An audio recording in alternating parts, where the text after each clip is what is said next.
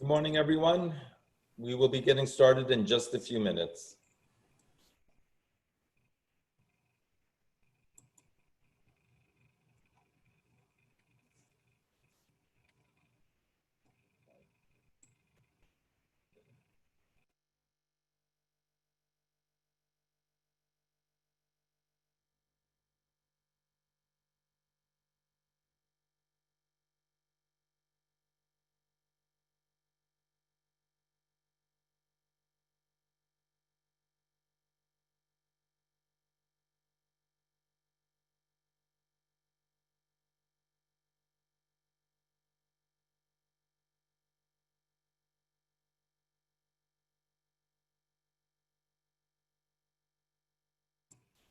Good morning, everybody. We'll be getting started in just a few minutes. We're going to give some time for everybody to join the webinar.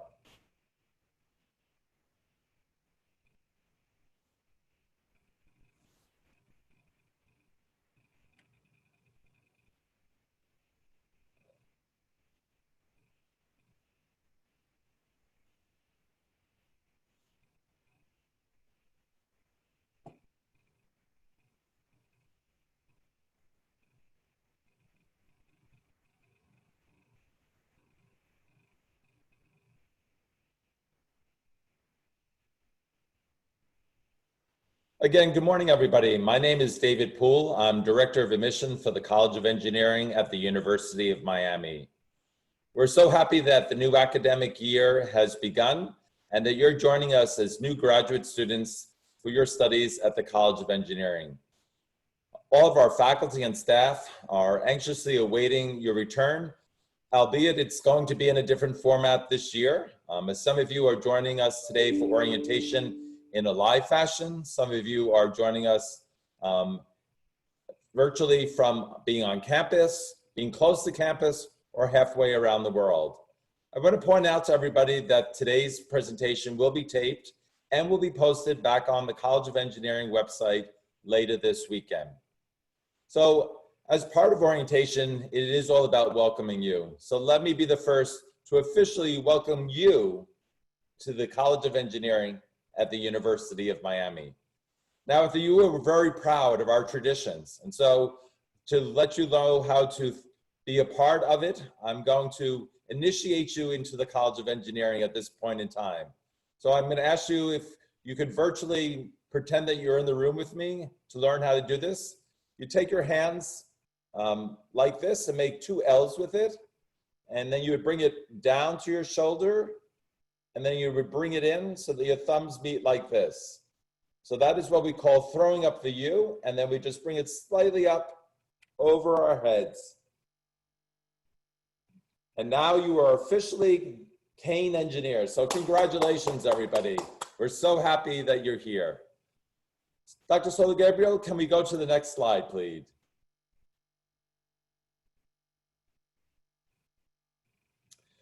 So there are going to be a number of panelists that will be joining us this morning for orientation as new graduate students. At the University of Miami, we transform lives through education, research, innovation, and service. And that is really what is going to be the foundation of your time with us.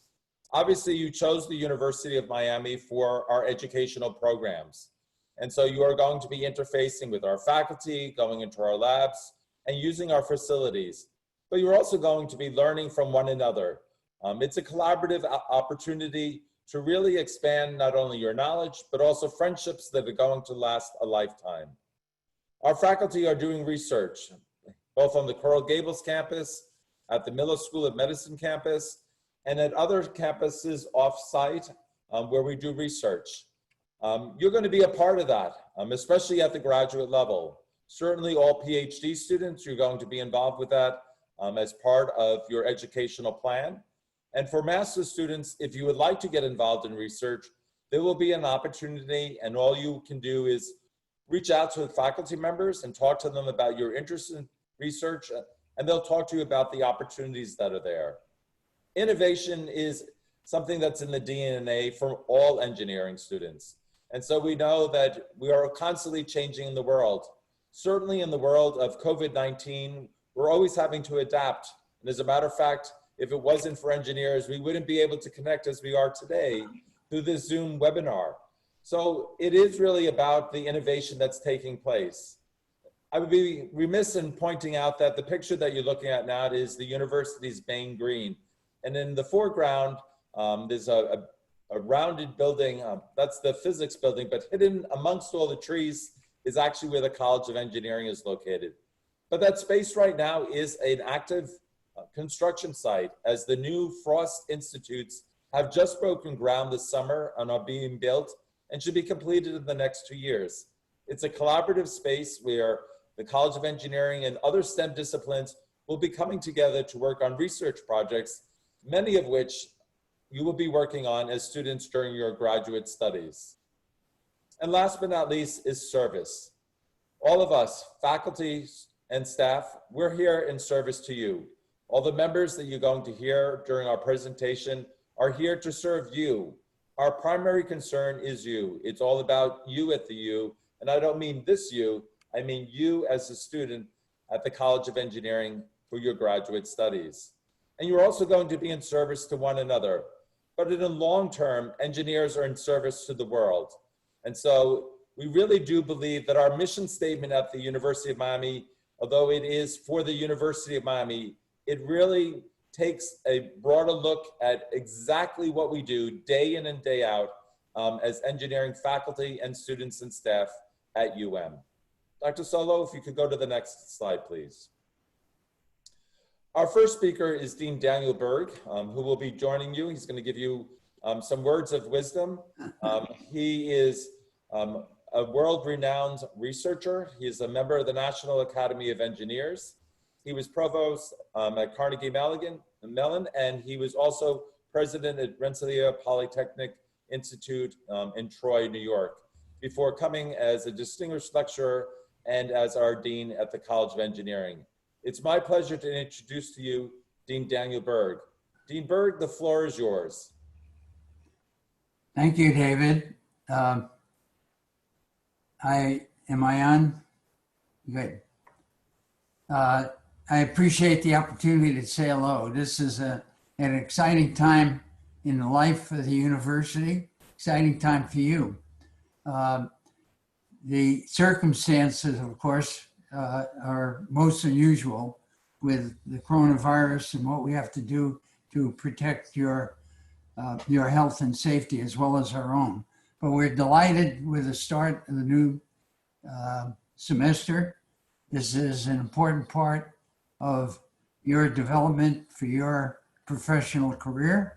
We're delighted that you are in contact and will be starting with us. And as David Poole said, if there's any way we can be of help to you in your career, don't hesitate to call on us. I look forward to meeting you when the semester opens up, and perhaps we'll have some activities that'll bring us together.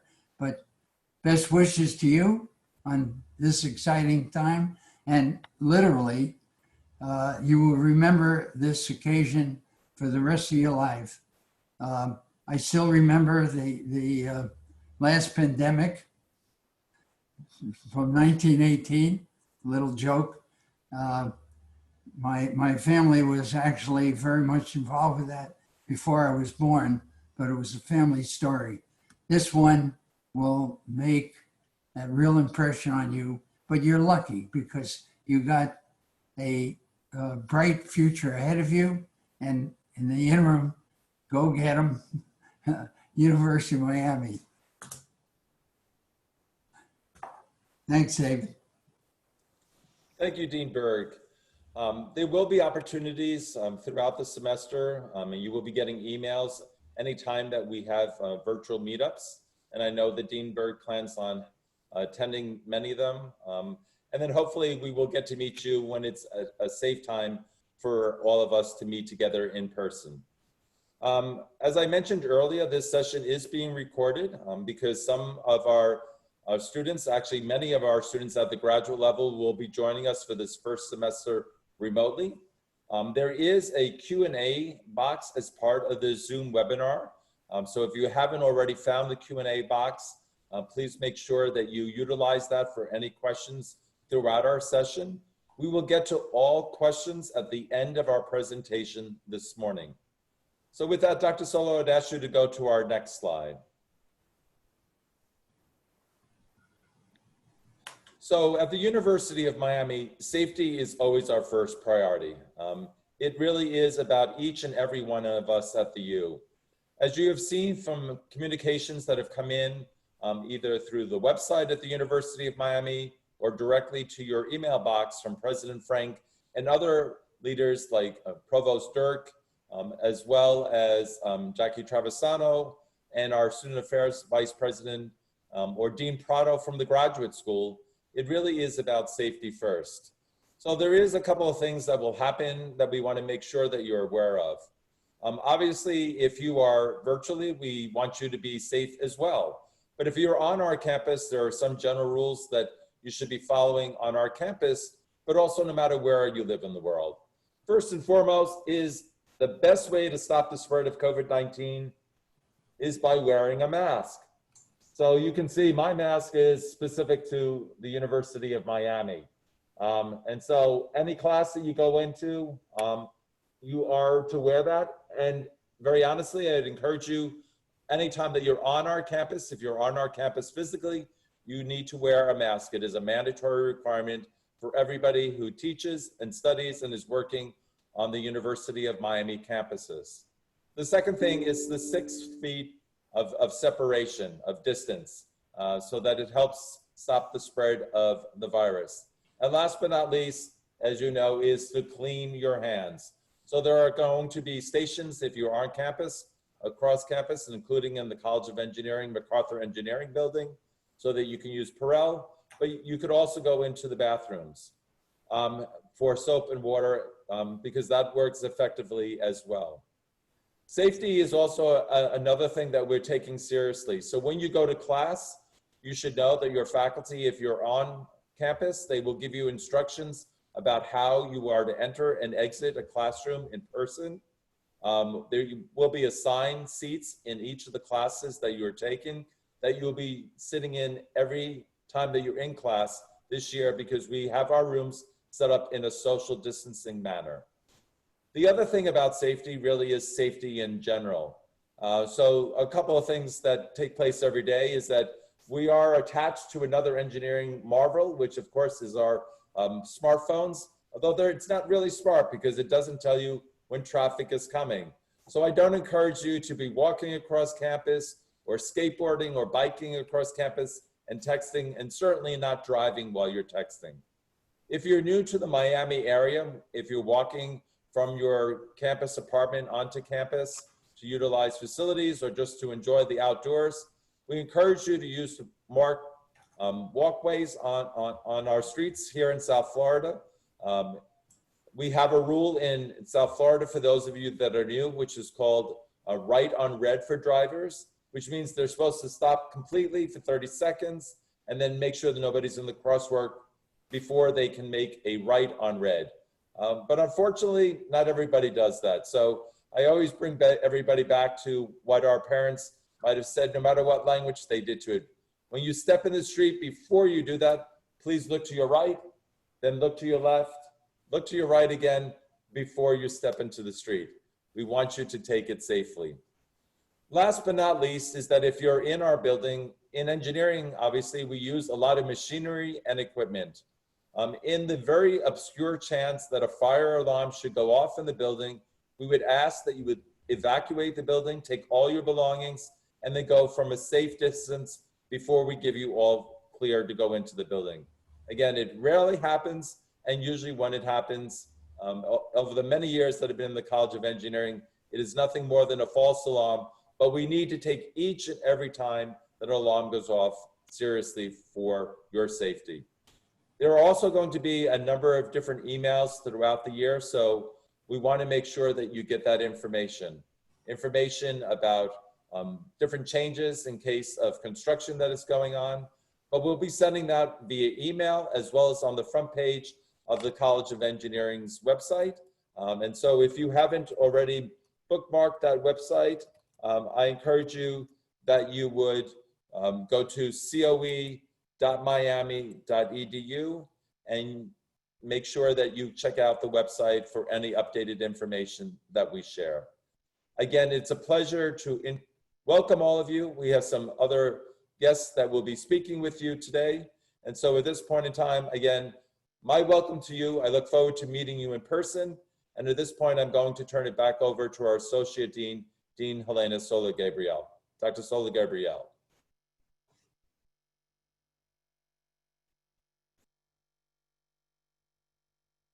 I need to be unmuted.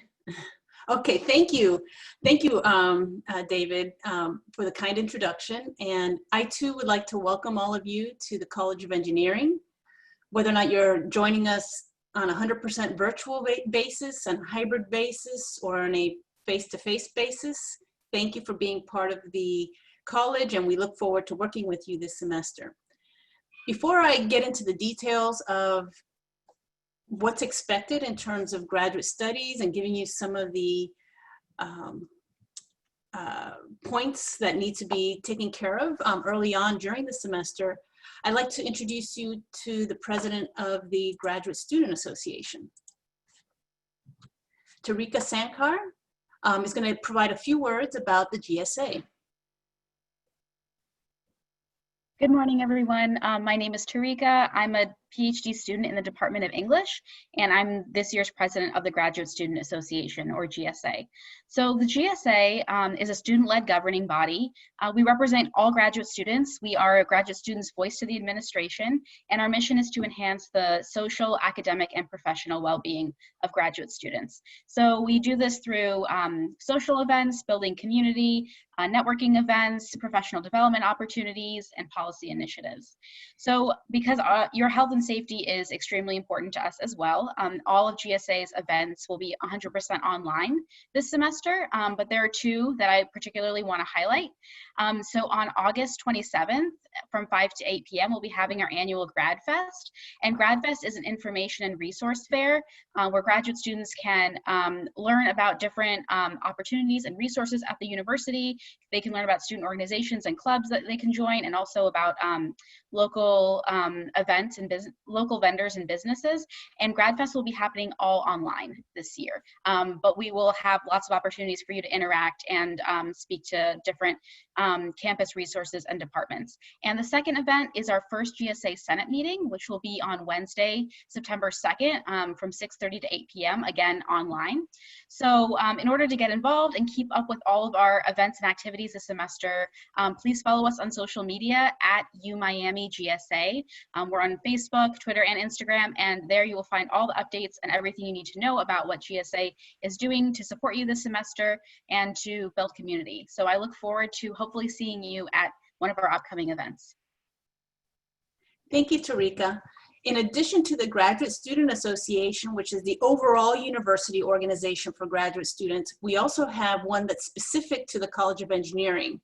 That's the Graduate Engineering Student Council, or the GESC. Currently, the Graduate Engineering Student Council will be holding in due time an election for new board. And I ask that you look out for the email that will be coming out for that election and get involved and become part of the GESC. Especially given now that we're doing much more virtual, I believe that these organizations are so critical that these are the ways in which we can network. We no longer, in many instances, our ability to network in person has become more difficult. So reaching out through these organizations will really help in filling that void that we currently have because of COVID. So I'd like to now switch over to some of the requirements for starting out here in graduate studies. The first thing to note is that the graduate programs within the College of Engineering are housed within the individual departments. So the first thing I recommend that all graduate students do is to get to know your department chairs. So depending on what major you are, you go visit, reach out to the department chairs listed here. In addition to the department chairs, I ask that each graduate student reach out to the graduate program directors. Some departments have specialty programs in addition to the base graduate programs. So they have additional graduate directors. So these specialty programs are usually interdisciplinary across schools, such as the medical physics, construction management, and ocean engineering. In addition to the department chairs and the graduate program directors, the office managers within each of those departments are also very helpful in getting the paperwork and items needed through the system. So I also ask that you reach out to your departmental staff. In addition to the departments at the college level, we have Dean's office staff that are here to help you. As mentioned earlier, Dean Berg, David Poole, and myself, in addition to Dr. Darren Oral, Associate Dean for Graduate Academics, are here to provide additional assistance at the college level. David Poole focuses predominantly on MS admissions. And as I mentioned, the PhD programs are typically housed within the departments. If there's an issue within the department that cannot be resolved at that level, we're here definitely to help you resolve any difficulties that you may run against, although we don't anticipate, but every once in a while something does happen that needs to be addressed. And I'm here on the research side. Again, I'm Helena Soa Gabriel. My email is listed there. And Dr. Darren Oral will help on the academic side, and she predominantly assists in terms of the teaching assistance and providing training and teaching methods, not only in person, but also online. So getting started, I always recommend to take advantage of any opportunity that you have to meet people. Talk to your fellow students. They're the ones who know the detail of where to get groceries, where to get your laundry done. So a lot of the details that are needed just to get started.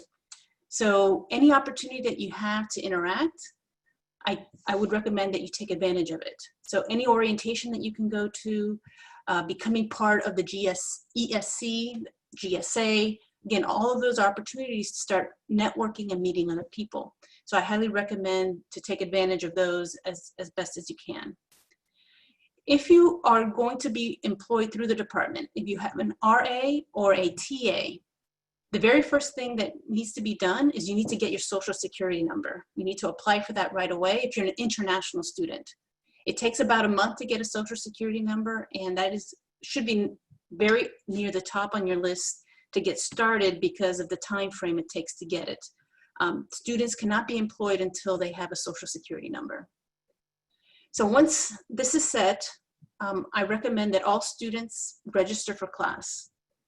Everyone should be registered for class by now, but if you're not registered, definitely go to your department, go to the department chair, go to the graduate program advisors, and get registered for class. Class starts on Monday, and the only way to get into many classes is to have access through Blackboard, and you're not going to have access. You cannot just walk into a class necessarily. You need to know, be able to access that class also online. So definitely register for class if you haven't done so already. Now, in terms of the program of study, that usually needs to be done by the end of the first semester that you're here. Unlike the undergraduate program tends to be very structured. You have a list of classes and you check off the classes as you complete them and as you pass them. But at the graduate level, it's much less structured. You can essentially tailor your own program to accommodate the actual degree that you're interested in getting. And so the program of study is essentially a contract between you and the committee that's housed in the department that says that these courses will count towards your degree.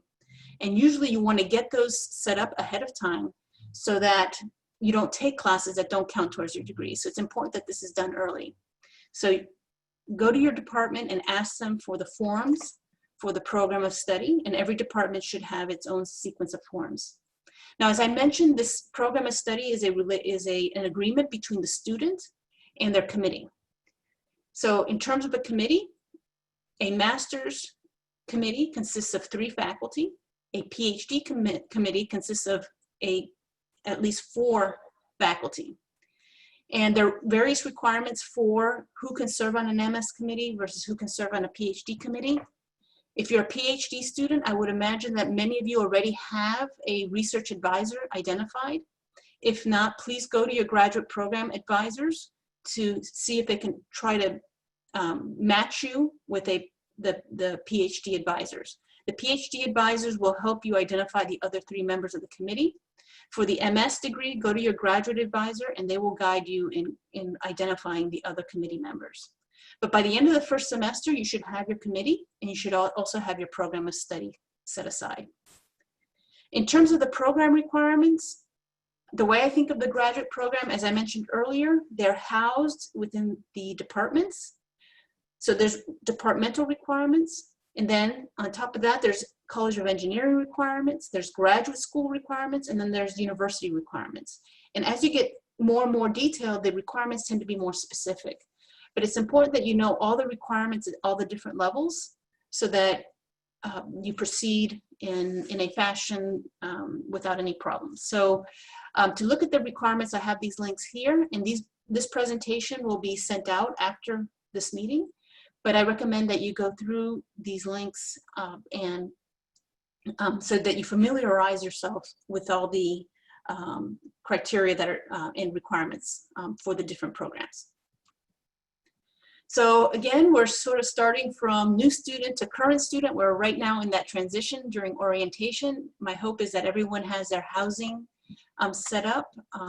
Students have to have health insurance to come to school here, either through outside sources. If you're an international student, you need to sign up for health insurance through the university.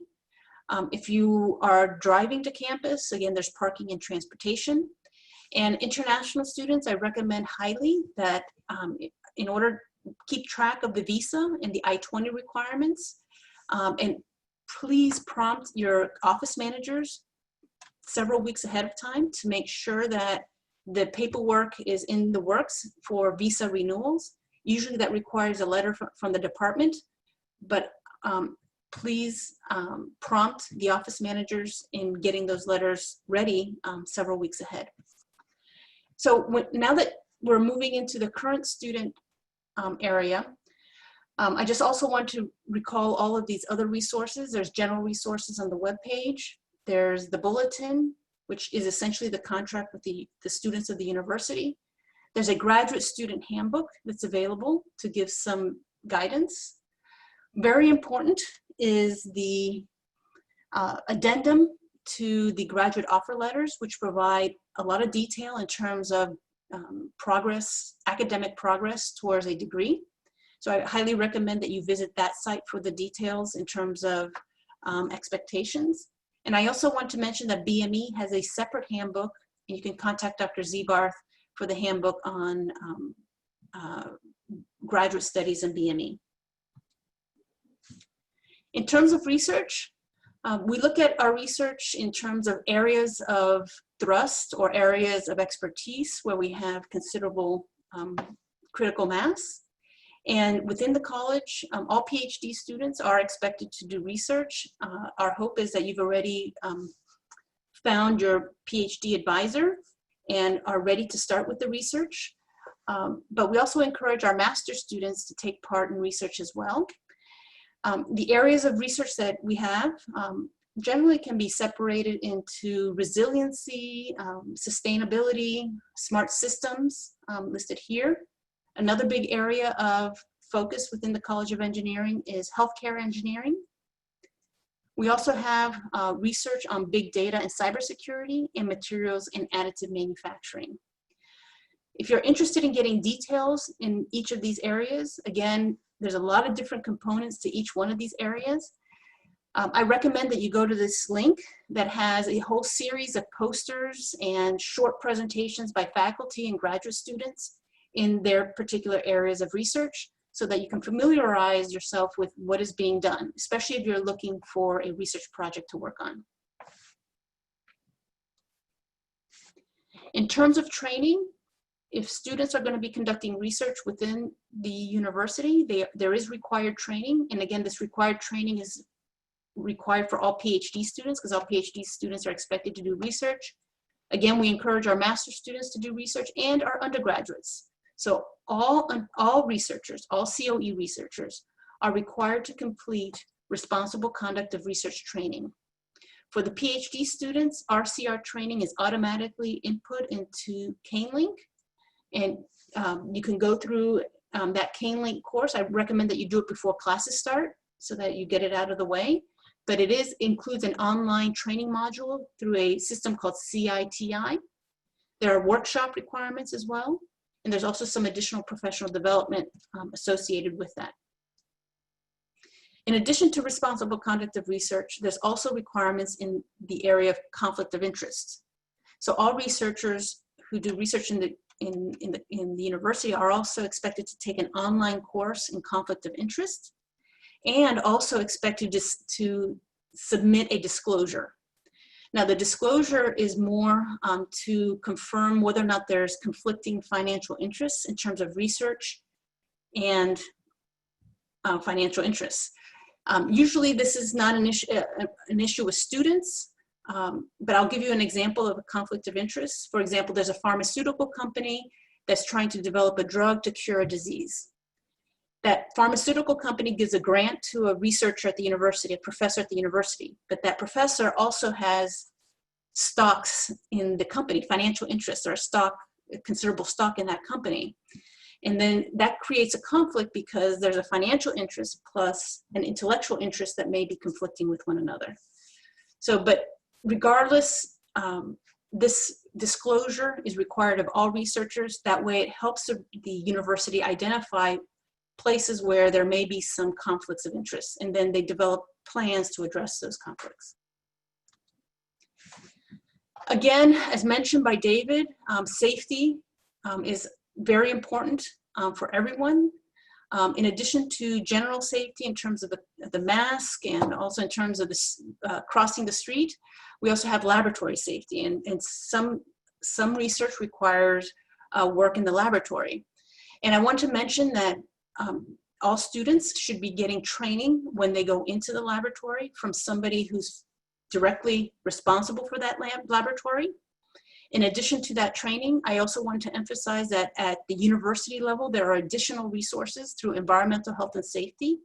So if you don't feel comfortable, not only do you have the resources within your own particular lab, but there are resources available at the university level that will guide you in terms of working with certain materials that may require some added attention. So I want to make sure that you know that that's available. For teaching assistants, training is also required for teaching assistants. I just want to emphasize that for students whose native language is not English, from countries whose native language is not English, there is a speak test that is required to help students improve their verbalization, their verbal communication. And the intent of the speak test is to help students. And so it is a requirement, but think about it in terms of being there to help in terms of providing additional resources for verbal communications. Now for PhD students specifically, again, we'd like to see our PhD students have an experience in terms of teaching. So there is a teacher training program that's part of the offer letters, which includes a mentored teaching experience where PhD students are helped in terms of providing a lecture to a class as an example. PhD students are also provided training in how to develop a Blackboard page. And in the process, they would assist a faculty member in developing their Blackboard page.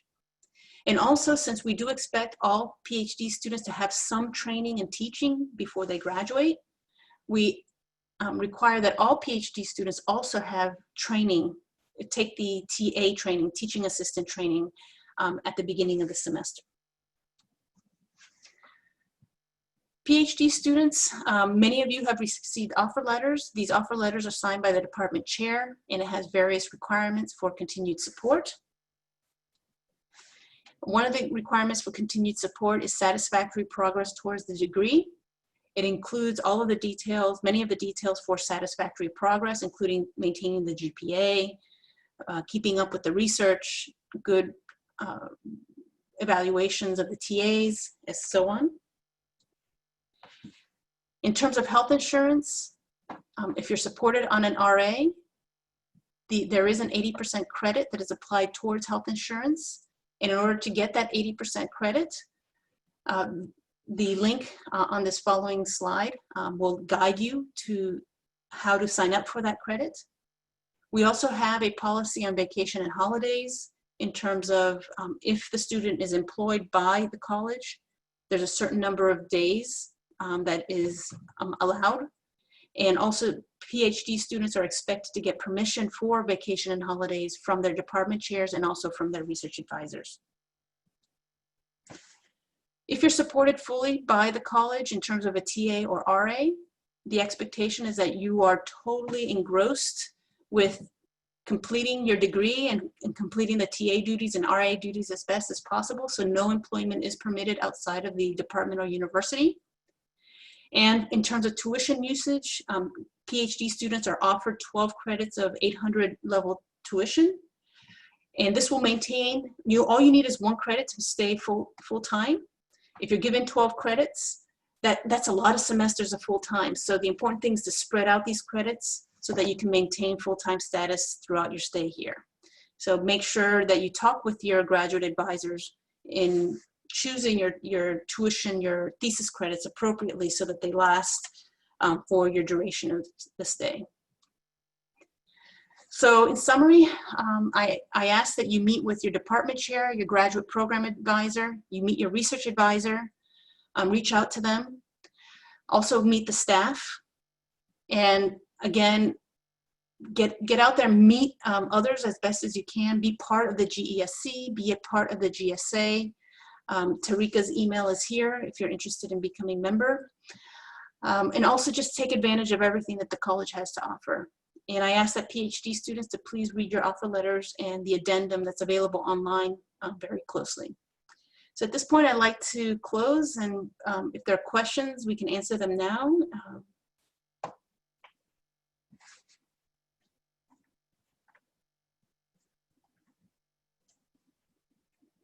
So let's see. So just really quickly, again, thank you, Dr. Sola Gabriel. We haven't had any questions from students, but one of the things that, again, I want to point out is, since this is a virtual orientation, it will be shared with all of our graduate students, as many of them are in other time zones. And while those of us that are here today in Miami, we're awake, some of our students are half a world away, are still sleeping. So they will be watching this in a taped version. The taped version of today's presentation will be shared on the College of Engineering's website over the weekend. And we will also be sending out via email a link to all of our graduate students that will have this PowerPoint as a reference tool for you, because it has many important links that are on it. I see that another question has just come in. So the question is regarding the mandatory COVID tests. For that student, I'm going to ask them to send me an email so I can work with them with the health department on campus, so we could try to make sure that you get your COVID testing kit. Yes, as I mentioned, there's been lots of emails. All students at the University of Miami, whether or not they're living on campus or commuting into campus, do need to take a COVID test that the university will provide to you for free. If you haven't already arranged to get that, we will make sure that we can get that to you. And we will send out additional information. We'll resend out the email in terms of how you can access that test that was sent out from the graduate school after this presentation is over. Any other questions from any of our attendees? Again, I'd ask you to please put any questions that you might have in the Q&A box. I think there's some general questions in the meantime while we wait to see if anybody has any questions. Dr. Sola Gabriel, do you want to talk a little bit in terms of how courses are being offered this year? What does it mean to be live versus hybrid versus virtual?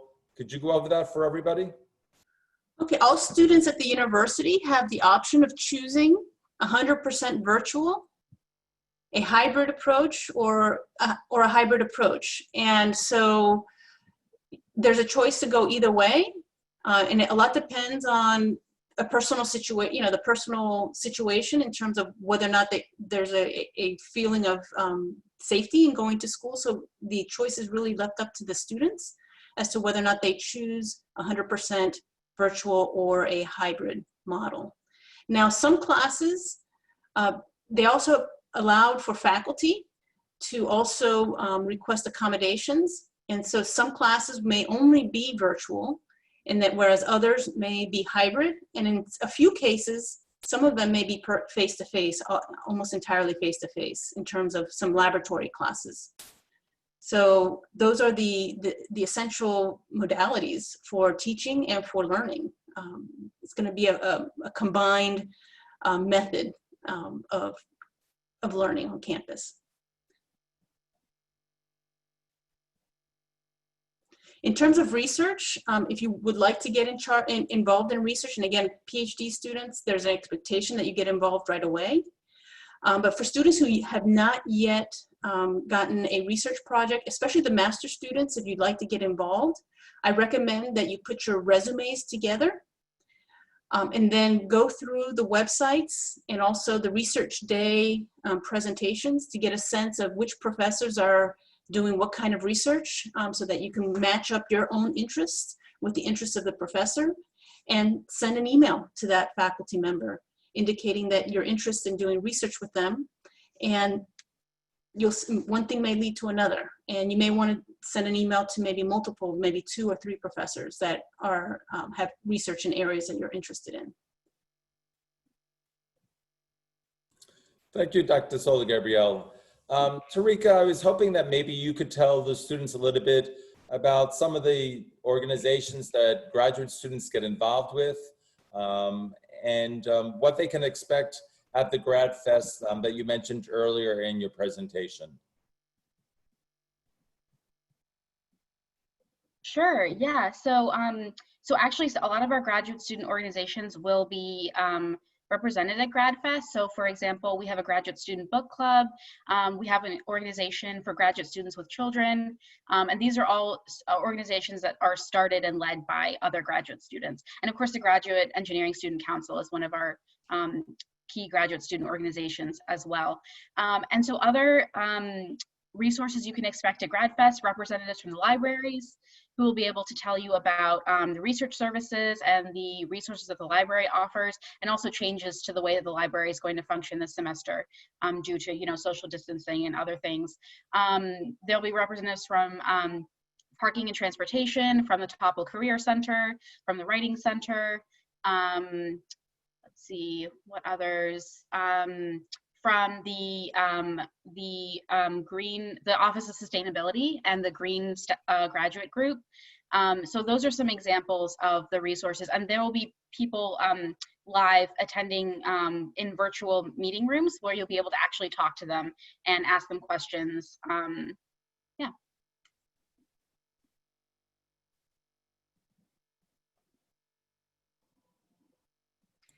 Great, thank you very much. Dr. Sola Gabrielle, 2 questions have come in the chat box. The first one is, how can we apply for paid RA-ships? Okay.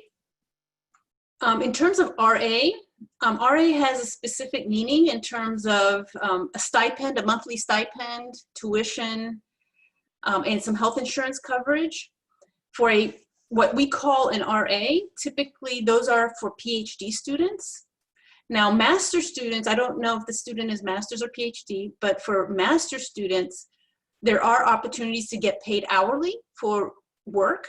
It could be work on research. It could also be work in grading.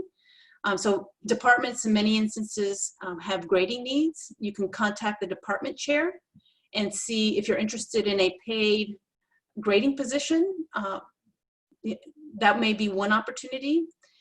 If you're interested in working on a research project, again, I recommend that you identify a faculty member that you have a good match with in terms of research interests, and send your resume and let them know about why you're interested in the research. and then ask them if they have a paid hourly pay if you're a master's. Essentially go out and ask. And if you have additional questions, you can send me an email and we can continue corresponding by email. It's on the, I believe it's on the slides here. So thank you for the question. Now, David, do you want to proctor the questions, or would you like me to handle the second one? If you could handle the second one, that would be great. Thank you. Okay, the second question has to do with TA positions, those students, graduate students who have been offered TA positions, and how we're handling the COVID safety issues for TA positions. Again, different TAs do different things. Some TAs are there to help the faculty member in a lecture-based class, in which case that could be potentially online. Others are maybe helping with laboratories, which may have students coming in person. In the case of TAs and laboratories, the labs have been set up with social distancing requirements. I know that some of them have shields that have been put in place to address the COVID issue. And so I recommend that all TAs contact the department chair. The department chair makes the TA assignments to get more details about what the TA will entail, and then also ask the specific questions about maintaining COVID safety. Okay. There's a question about, are there research opportunities for students who will be completely remote for the fall semester, or should we wait to look into research positions when we get back on campus in Miami? That answer depends on the professor that you want to work with. So if you're willing to work like on a volunteer basis, I would, especially if you're going to be remote, I think that there may be opportunities that you can contact the faculty member and say, will there be opportunities to work remotely, or do I need to come into campus to work? I've been working remotely actually over the entire summer on research, and it works out very well actually. The one-to-one Zoom it works out really good, especially if you're writing, if you're doing literature reviews, and what you really need is a good conversation. In that particular case, the research works well remotely. But if you are required to do work in the laboratory, such as setting up experiments, running experiments, those, and usually you don't start off with that right off the bat. You usually get started with learning in terms of literature review and learning from others and learning methods, that there may be, there's some workup time that's needed in order before you can actually get into the laboratory. So I personally would encourage students to get started as soon as, if they're interested in research, get started on it. I always find that research, the more you know, the earlier you get started, the more you know at the end.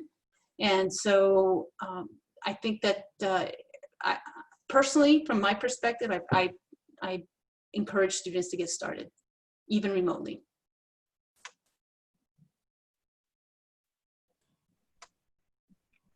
There's another question that just came in for you. Okay, the in-person classes, the way those are being handled is, again, social distancing. Each class has a capacity associated with it. So let's say that there's 30 seats in the class. They're going to about 1/3 of the seats. So if there's 30 seats, then 10 students would be allowed in the classroom at any given time. And the distancing would be set up so that there would be the 6 feet requirements, and the students would be required to have masks on. The faculty are going to have masks as well. And so, yeah, there is a cap.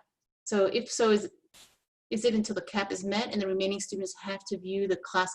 What they're going to set up is a rotation of classes. So, for example, if it's a Tuesday, Thursday class, one part of the class will be there on Tuesday, the other part of the class will be there on Thursday, assuming that there is capacity in the classroom. So it's going to be set up depending on the size of the class, the capacity of the class, and the number of students that enroll. And the professor for that class will set up the actual schedule of who comes on what day.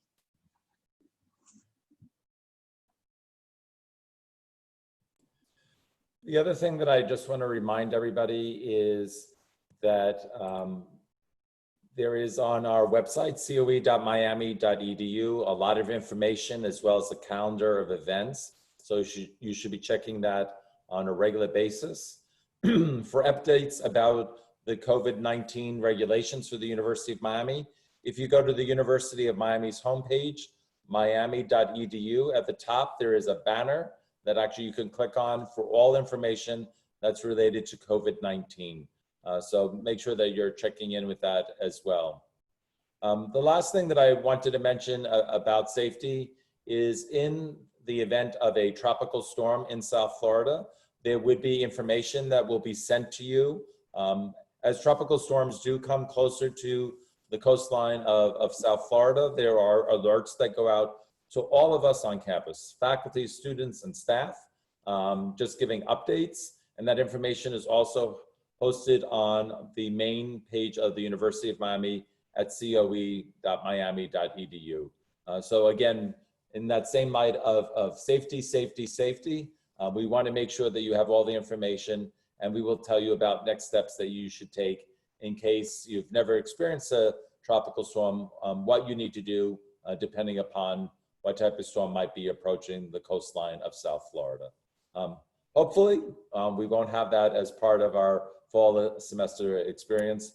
But again, we do want to let you know that the University of Miami is recognized as a leader of setting up safety precautions for students. As a matter of fact, for COVID-19 return to campus, we have been highlighted, President Frank, as well as other members of the university community have been highlighted on national and international news about how we are doing this safely for each and every one of us, because again, our personal safety is the university's #1 priority.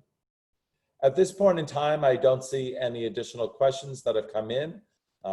Any last comments from any of our panelists before we say goodbye? Dr. Sola Gabriel or Tarika, do you have anything else you'd like to say to our students? Just want to say that we're here. If you need us, if you need to communicate with us, make sure you have our email addresses and let us know if we can be of any help. And good luck with the semester.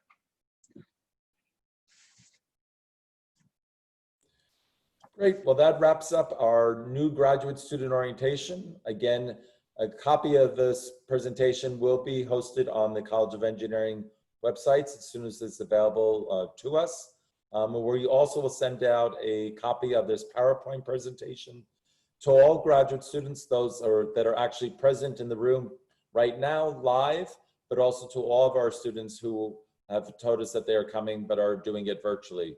So again, I welcome each and every one, and congratulations. We look forward to seeing you in person. Go Canes. Have a great semester, everybody. Thanks for coming. Bye-bye now.